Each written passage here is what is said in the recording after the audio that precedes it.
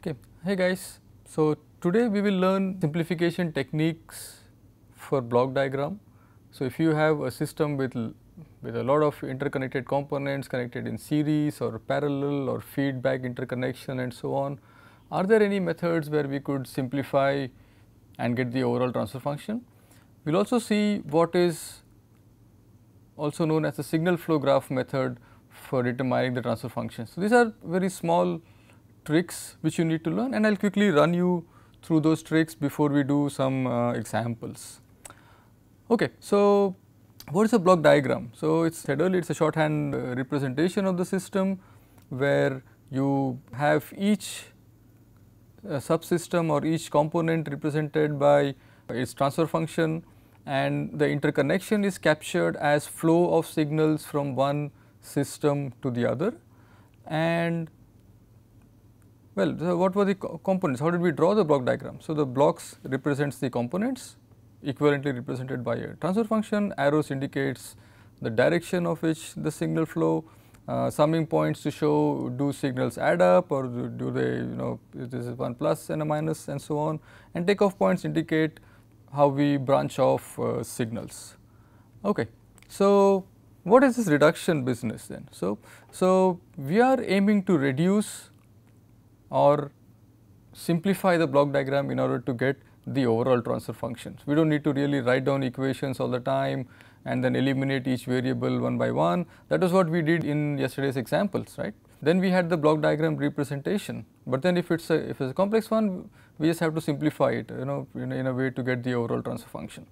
Okay. So this simplification is done by some very basic rules of block diagram algebra, and these are very simple algebraic methods where we just reduce our variables or reduce the blocks and so on. It is just very basic things like addition and subtraction and so on.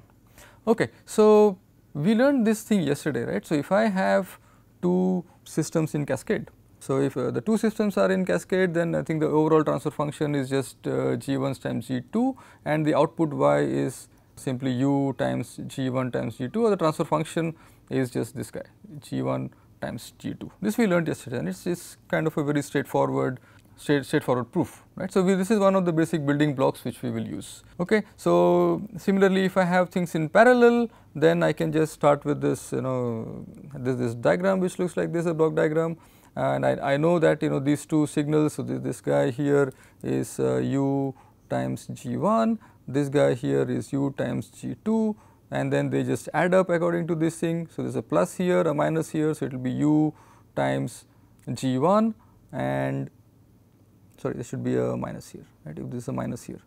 So a u g1 is what comes from the top, and then u g2 comes from the bottom. With a minus sign, it will be u times g2. Okay. So it's very straightforward to do this here, and then the equivalent representation can be like this, right, u times g1. Okay, if this is a minus here, so it will just be g1 minus g2, and similarly here g1 minus g2.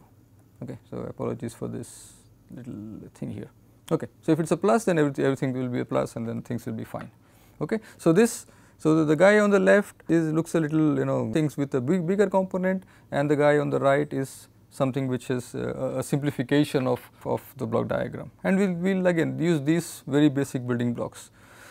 So we also studied yesterday about the feedback interconnection, right. So yesterday we started with the feedback interconnection, which is my u, my output signal y. If I have a negative feedback, so this is a minus here, then my overall transfer function would be g over 1 plus gh, right, and then y would be u times this entire thing. This is with a negative feedback.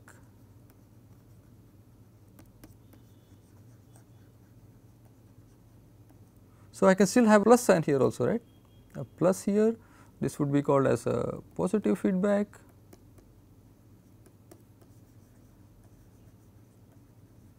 in which case my overall transfer function or y would be u times g over 1 minus gh, right.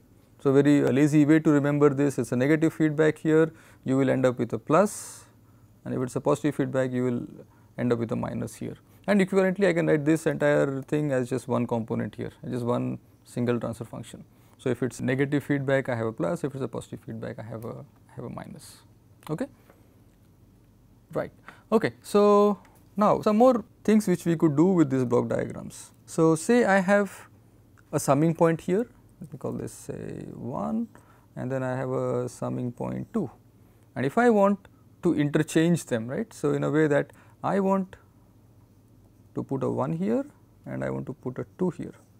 Okay. What should not change is the output signal, right. If I just change them arbitrarily, then what is coming out here may change, and I do not want to do that, right. I want to preserve the entire input output structure of the system. So what should come out here would still be A plus or minus B plus or minus C, depending on what is the sign of the summing block here, right.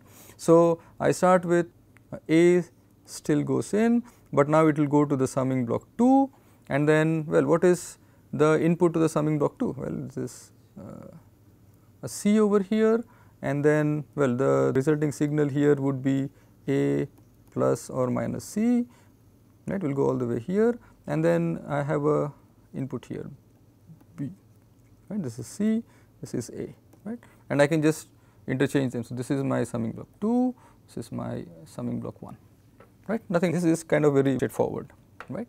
Okay.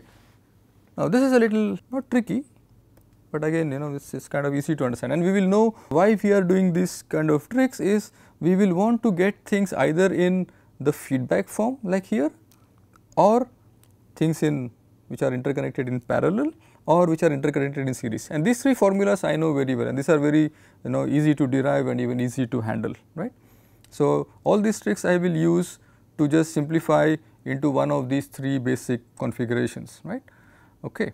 So this is my summing point, and then I have a block, right. So what I aim to do here is I aim to move the summing point somewhere here, such that this guy moves backwards, right, somewhere here.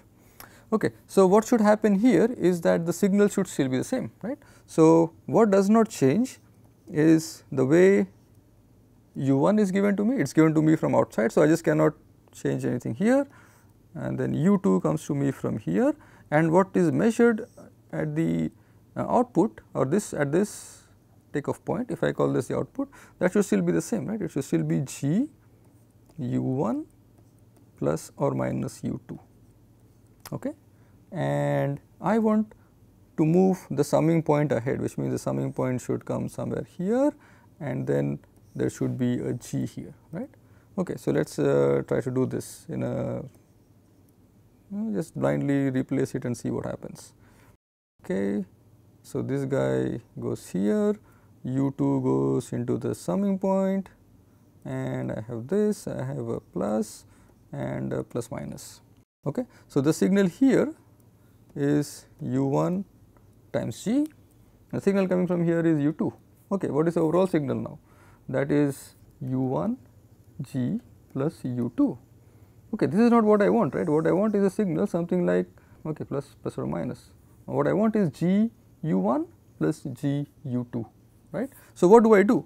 So what I see here is that U2 should be multiplied by a block with G, right. If this is G, this guy is G times U2, G times U1, and then I preserve my original signal, right. So that is what is exactly happening here. So U1 goes to G, I have a U1 G here, U2 goes via G, and I have the signal G U1 plus minus U2, which is the same as the signal here. So the inputs are the same signals and the outputs are also the same. Okay. Now if I want to do the reverse, right, I want to move this summing point somewhere here. Okay. Again we just follow the same structure, right. U1 is given to me as it is, U2 comes from outside, so this is also the same, and I want to even preserve what is the output, U1G plus minus U2, okay. And then I want to move G to the right, okay. So let us say I have a G here, right, and then I move the summing point here, and then I connect this with a plus sign, and say I just directly connect this U2 here without doing any change, and this way, right. So, what am I left with? So, from here I have, so my signal with this connection would like the following, that this is u1. So, here I will have u1 plus minus u2, and what comes out here is g times u1 plus minus u2. Okay, but is that what I want? No, I want something like this. I want u1 times g plus minus u2. So, so here u2 is multiplied by g, right, and I do not want that. I want u2 just to be by itself, and therefore, I add a block here which is just 1 over g. Now, the signal looks a little better, right. So, you have this u1 plus minus u2 over g, this will go via g to give me this guy. That is exactly what is happening here. Okay. Now, this is kind of straightforward, right. So, if I have this takeoff point, I just want to put it here, right. So, again, so I have u1 going in, and what should come out is also u1, but now I want this guy to go after the g, right. So, this is u1 times g, but I still, this is u1 times g, but what I want to measure is u1. So, I just divide it by g. It is kind of really straightforward to do this one. Okay. The reverse, I do not think I need to do the proof. So, if I want to move this guy over here again, so the input is u1, the output here is u1g, and I still want to this takeoff something, the signal coming from this takeoff point still to be u1g. If I get this guy here, I just have to multiply it by a g, right. So, these are some of the very basic tricks which we will use, and we will do some examples later in the lecture.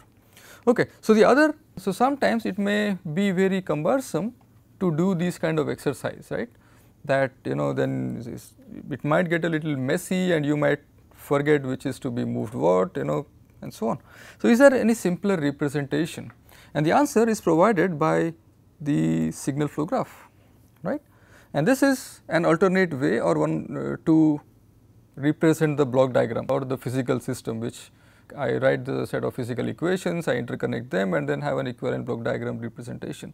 It is a simpler representation of the relationship between the signal, between the system variables, and I do not really need to do any reduction. I just kind of memorize a small formula. We will not derive that formula, but we just try to use that formula, a formula developed by Mason, and therefore, it is called the Mason's gain formula.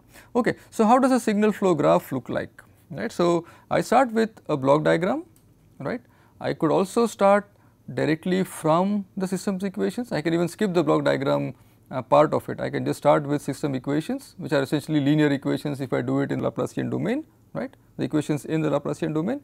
And of course, as said earlier, all our analysis for the Laplace based things was based on linear systems. This is also for linear systems, and we will also do a bit of this during the state space analysis, which will be towards the end of the course. But for the meantime, we will just concentrate on the first 3 points here. Okay. So, what are the components? So, I have a node which represents a variable which is equal to sum of all the incoming things at the node. So, this you can also relate to circuits, right. If I have a node and then if I want to compute the currents, and you just so take the sum of all the elements which enter into that, and then outgoing signals. So, in addition to that, well, the outgoing signals would not affect the variable at the node. For example, if signal here, if I have something coming here, right. So, this will be say a signal A, a signal B. Well, what is going out will not really affect, right. So, this will be kind of A plus B. If this has C, it will be A plus B plus C, and so on. So, what is the computation here will just depend on what is the incoming of the outgoing signals do not affect the variable at the node, right. Okay, this is, you could also see this from the some kind of this KCL kind of stuff, right. Okay, a branch, well, a signal travels along a branch from one node to other. So, if this is a node and well, this signal is traveling here, so this is node, this is N1, this is node 2, and this guy will be called a branch, and each branch could possibly have a gain, right. If I talk in terms of circuit elements, there will be some elements sitting over here, right, some gain, let us call this gain k, right. And then if a signal is passing from here to here, the signal passing through a branch just gets multiplied by its gain, right. This is not very surprising to see. Okay. So, if I come back to my original feedback configuration, so I have a input signal, I have a output signal here y, this transfer function is GH, and I know how to derive this transfer function by now. Okay. So, what could be the nodes here? Well, I can say, well, something starts from here, this is a node which just has one branch going out of it here. So, this we denoted as the error signal. So, E has U coming in from here and something coming from here, right. Here in this case it is y times h, depending if the sign is a plus or a minus, right. So, I add another node. So, I can go from here till here, I have a h, and this plus or minus I just represent it with a minus sign if it is a minus 1. I could also skip this process and just call this entire branch directly as minus h, nothing changes, I just multiply these two. Okay. You also, like if you look at a transfer function h multiplied by just again minus 1, it will just be minus h, and from E to this node y I have a gain g. Okay. And then of course, these are very then straightforward computations, right. So, what is happening at B is y times h, which is what we said here, that the signal passing through a branch gets multiplied by its gain. That is exactly what is happening here. Okay. And then, okay, so these are the same things, right. B is h times y, this y is g times E, and so on. And how E is so E has a combination of signals, one coming from U with a gain of 1, this guy B coming with a gain of minus, or you can also talk about this directly, depending on what kind of analysis you do. Okay. Okay. So, some basic terminology. What is an input node?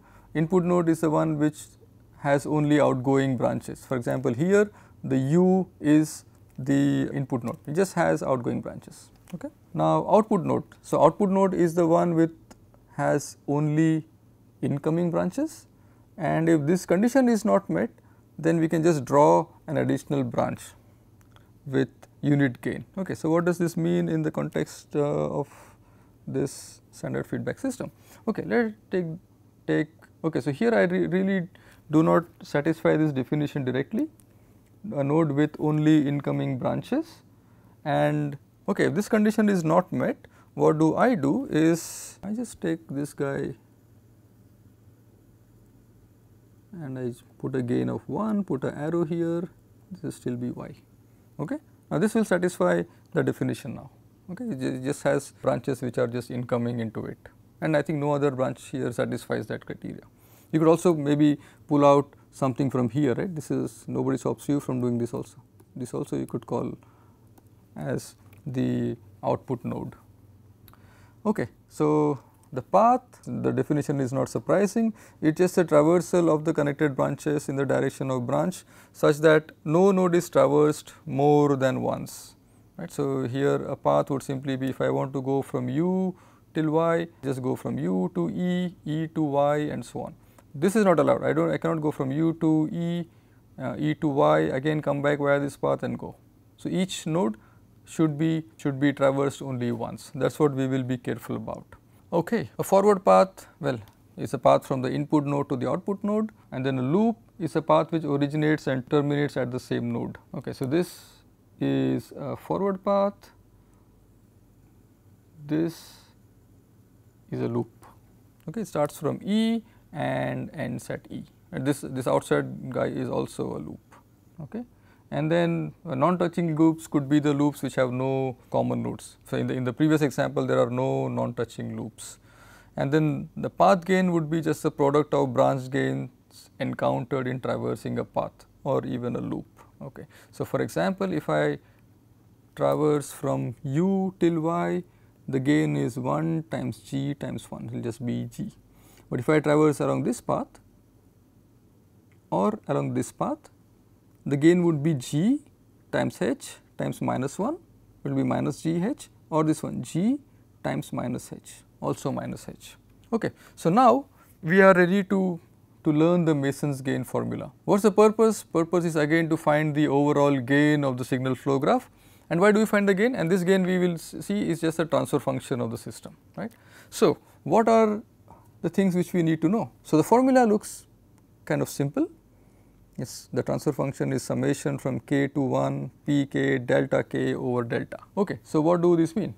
Tf is of course the transfer function, p k is the gain of the kth forward path.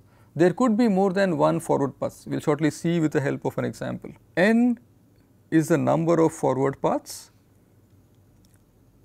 Delta is the determinant of the graph, and we will again define what this delta means. Okay, we will just go to the definition of the delta.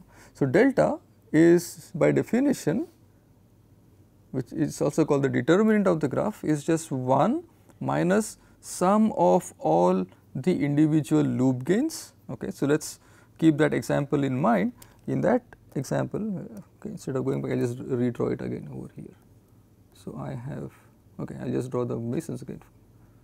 I have a G, this way I have a minus H, I am talking of a negative feedback, I have U and I have Y, and this goes in this direction, right. So, the determinant is 1 minus sum of all individual loop gains. Okay, how many gains here I have? 1 minus, there is just one loop, right, minus GH, this is 1 plus GH. Okay, it does not stop here, it goes further and says sum of gain products of all combination of two non-touching loops. Well, there are no two loops here. So, this guy will go away minus the sum of products of all combination of three non-touching loops. Of course, if there are no second guy is absent, the third guy will also be absent, and then this formula just goes by, right. So, this is how we determine the delta. Now, delta k. Delta k is the value of delta for the part of the graph not touching the kth forward path. Okay, what does that mean? Okay, in this case, there are number of forward paths is 1. Okay, this is the forward path. Okay. Now, if I remove this, right, so is the value of delta. Delta will again be computed this way. So, just give me a graph, I can just look at 1 minus loops and then non-touching loops, 3 non-touching loops and so on. Okay. N is 1, so if I remove this node, nothing remains, right. Therefore, the delta k here is just 1. Okay. Now, let us see the transfer function by the formula. Summation k equal to 1 to n pk delta k over delta.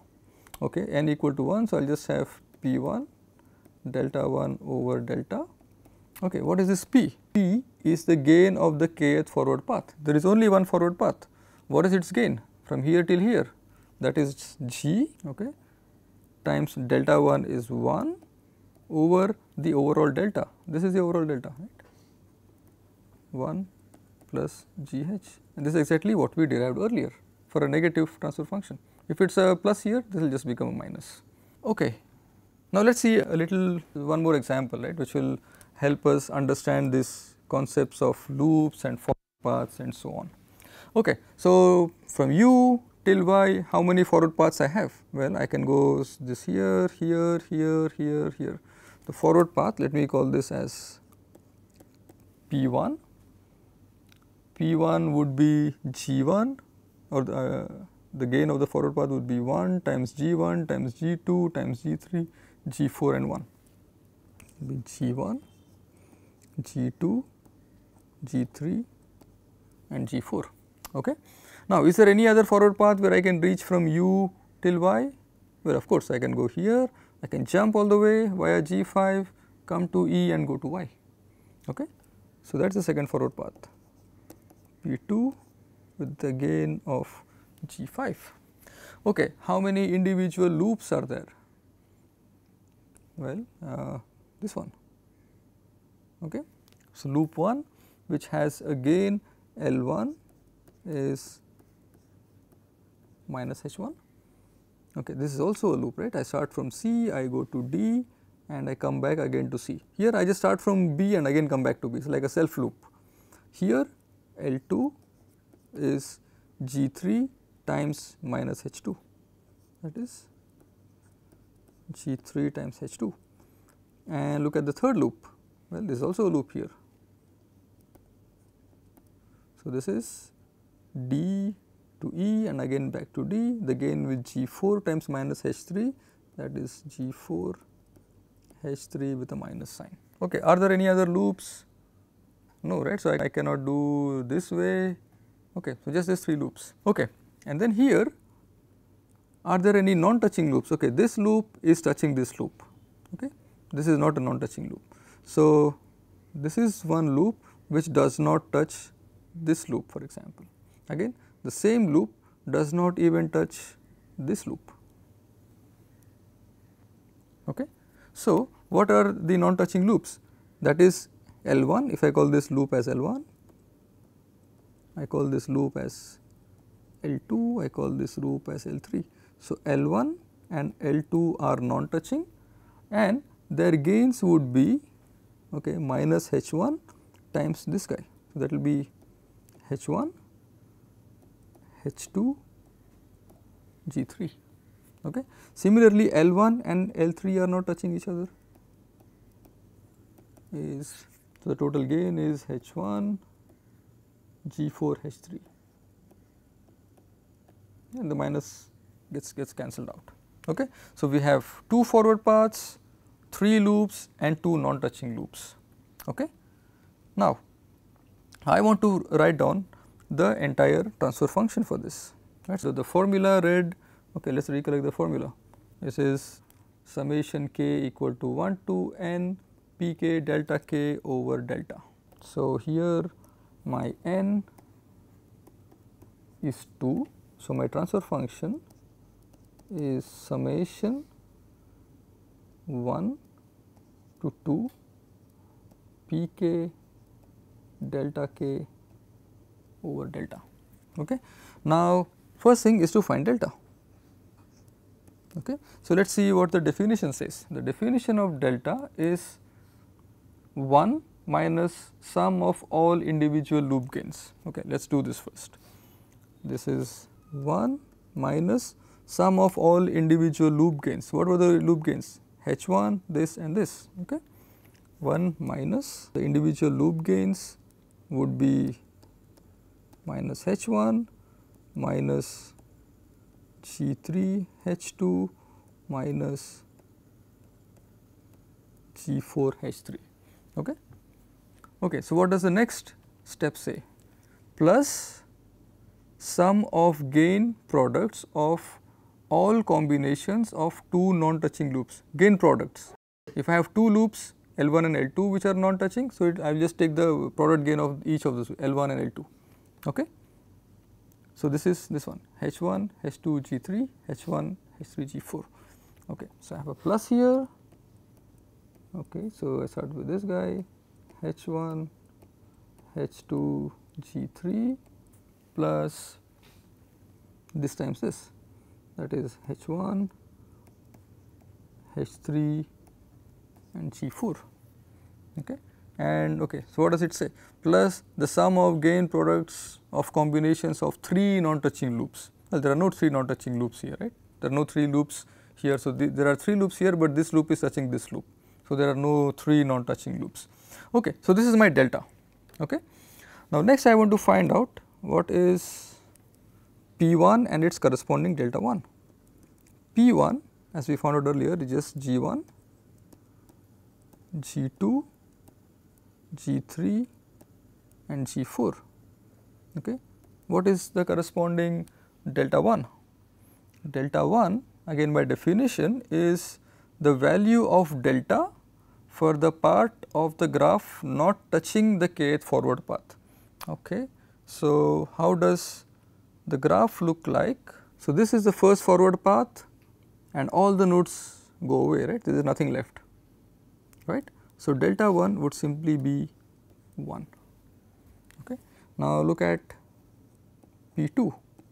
P2 again this has this path, this here and this one, that is G5. Okay. Now, delta 2. So, delta 2 looks, how does it look like? So, this node is gone, this node is gone and this node is gone, this node is gone. So, I am left with B, B to C, I am left with a D and I have this one with a minus H2 G3 and a self loop here minus H1. Okay. So, this is how my graph looks like without the nodes u, a, e and y, because they touch the second path. Okay. Now, I again apply the definition of delta for this guy. So, that will be 1 minus, again let us recollect the definition, sum of individual loop gains. Okay. How many loops are there? This is one loop and this is one loop, 1 minus H1 minus H2 G3. Okay. This is all delta 2. Okay. And then plus I have to look at non touching loop. So, this loop is not touching this loop, right. So, I have one pair of non touching loops plus the overall gain, that is H1 H2 G3. Okay. So, now I am pretty much ready with my formula, right. The transfer function is P1 times 1 plus P2 times delta 2 with the overall delta. This guy is the overall delta, right. This is P1, this is my P2 and this is the overall delta 2.